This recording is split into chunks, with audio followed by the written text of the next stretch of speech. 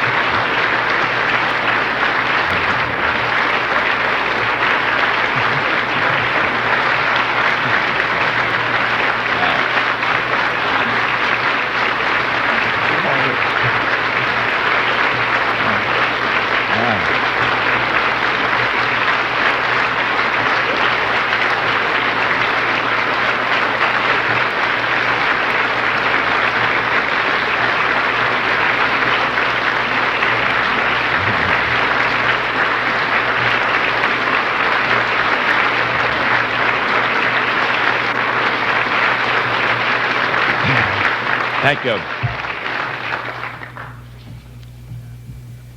Well, members of the Cabinet, members of the White House staff, all of our friends here, I think the record should show that this is one of those spontaneous things that we always arrange whenever the President comes in to speak. And it will be so reported in the press, and we don't mind, because they've got to call it as they see it. But on our part, believe me, it is spontaneous. You are here to say goodbye to us, and we don't have a good word for it in English. The best is au revoir. We'll see you again.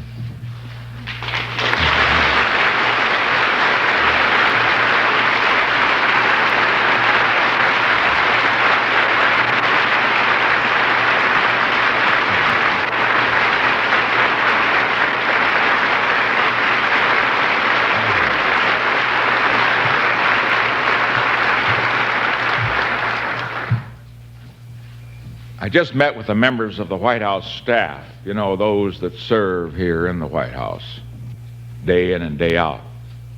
And I asked them to do what I ask all of you to do, to the extent that you can and are, of course, are requested to do so, to serve our next president as you have served me and previous presidents, because many of you have been here for many years, with devotion and dedication.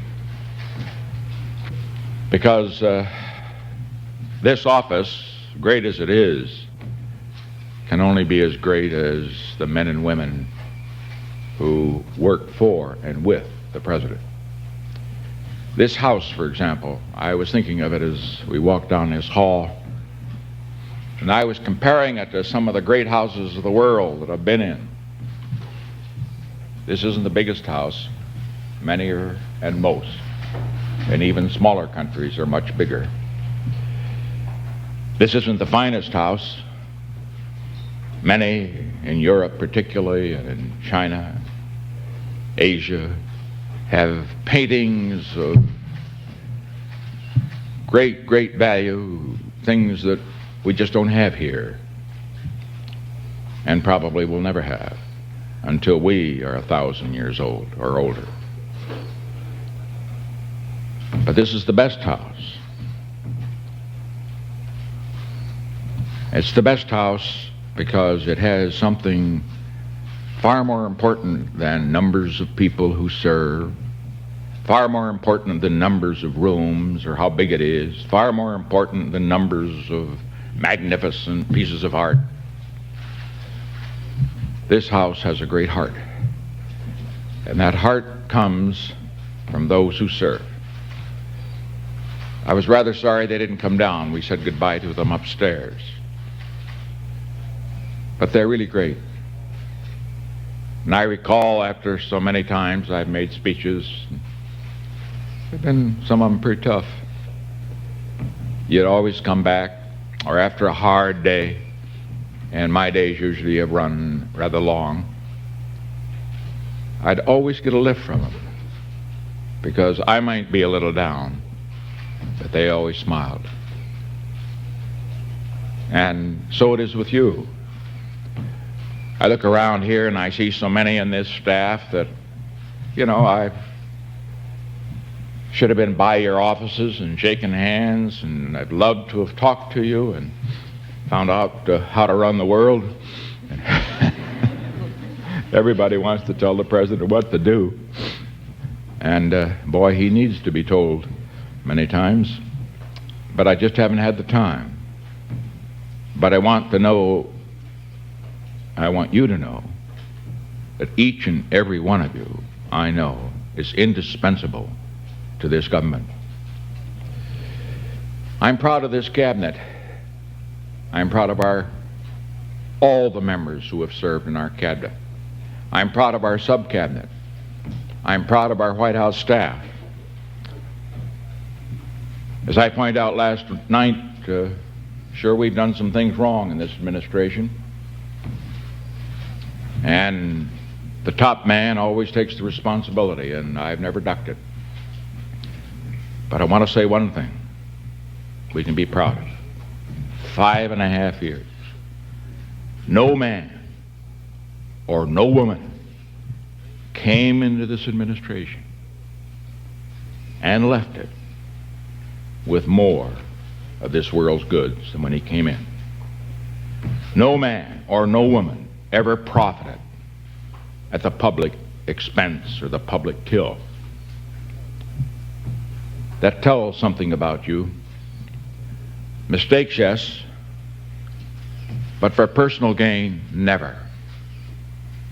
You did what you believed in, sometimes right, sometimes wrong. And I only wish that I were a wealthy man. Present time, I've got to find a way to pay my taxes. And if I were, I'd like to recompense you for the sacrifices that all of you have made to serve in government. But you are getting something in government And I want you to tell this to your children. And I hope the nation's children will hear it too. Something in government service that is far more important than money. It's a cause bigger than yourself. It's the cause of making this the greatest nation in the world, the leader of the world. Because without our leadership, the world will know nothing but war, possibly starvation, or worse in the years ahead. With our leadership, it will know peace. It will know plenty. We have been generous, and we will be more generous in the future as we are able to. But most important, we must be strong here, strong in our hearts, strong in our souls, strong in our belief, and strong in our willingness to sacrifice, as you have been willing to sacrifice in a pecuniary way to serve in government. Something else I'd like for you to tell your young people. You know, people often come in and say, what'll I tell my kids? You know, they look at government and it's sort of a rugged life, and they see the mistakes that are made. They get the impression that everybody is here for the purpose of feathering his nest. That's why I made this earlier point. Not in this administration. Not one single man or woman. And I say to them, there are many fine careers. This country needs good farmers, good businessmen, good plumbers, good carpenters. I remember my old man. I think that they would have called him sort of a little man, a common man. He didn't consider himself that way. You know what he was? He was a streetcar motorman first, and then he was a farmer, and then he had a lemon ranch. It was the poorest lemon ranch in California, I can assure you. He sold it before they found oil in it. And then he was a grocer.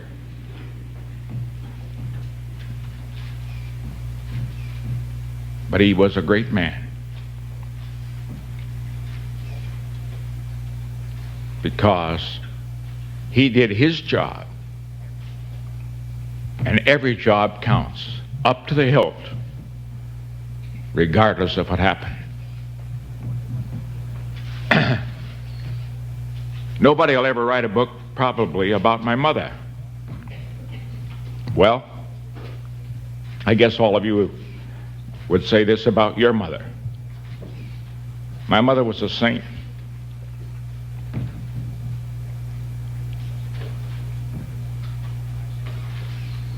And I think of her, 2 boys dying of tuberculosis,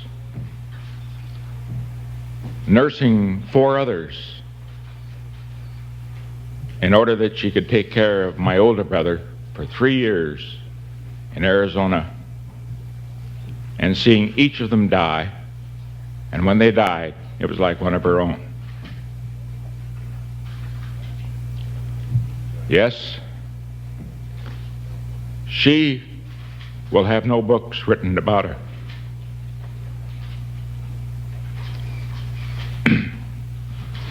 But she was a saint. Now, however, we look to the future. Had a little quote in a speech last night from T.R. As you know, I kind of like to read books. I'm not educated, but I do read books. And the T.R. quote was a pretty good one. There's another one I found as I was reading my last night in the White House.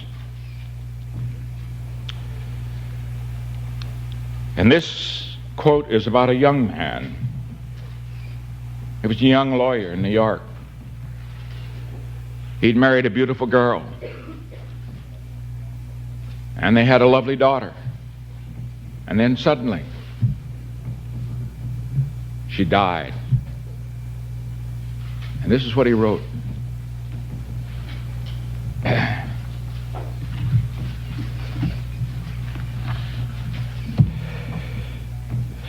This was in his diary. He said, "She was beautiful in face and form, and lovelier still in spirit. As a flower she grew, and as a fair young flower she died. Her life had been always in the sunshine. There had never come to her a single great sorrow. None ever knew her who did not love and revere her for her bright and sunny temper and her saintly unselfishness.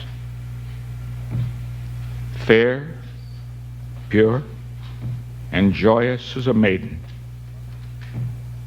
loving, tender, and happy as a young wife. When she had just become a mother, when her life seemed to be just begun, and then the years seemed so bright before her, then by a strange and terrible fate, death came to her. And when my heart's dearest died, the light went from my life forever." That was T.R. in his 20s. He thought the life had gone from his life forever, but he went on.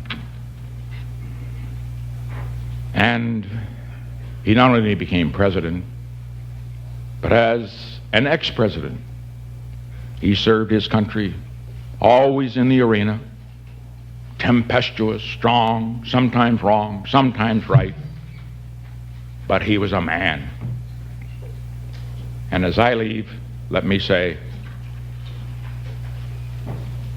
that's an example I think all of us should remember.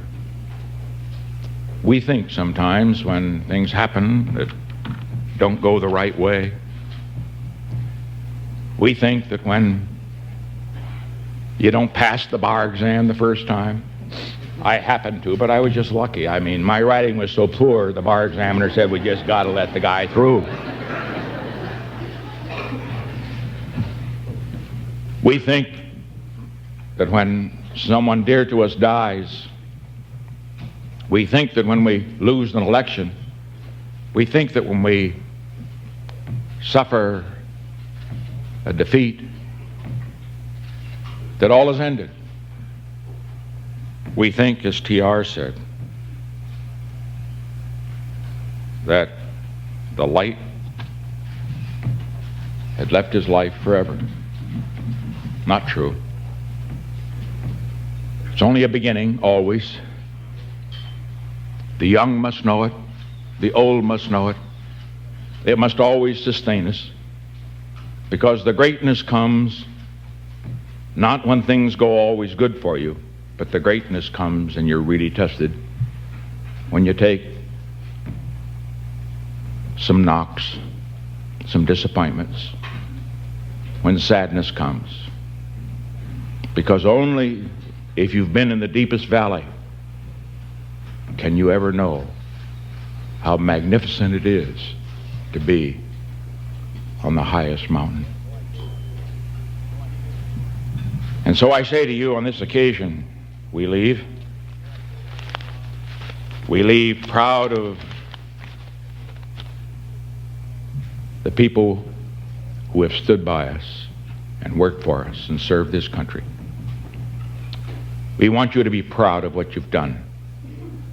We want you to continue to serve in government if that is your wish. Always give your best. Never get discouraged. Never be petty.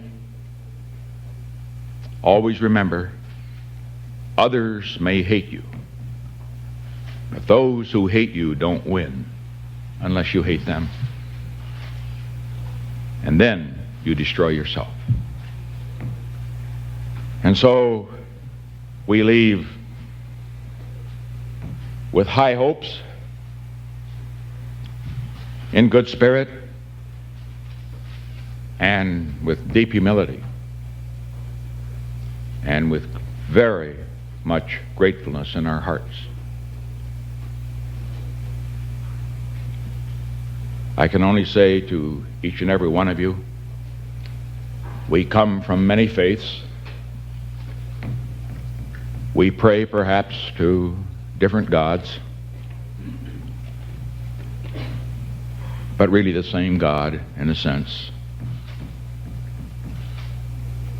But I want to say for each and every one of you, not only will we always remember you, not only will we always be grateful to you,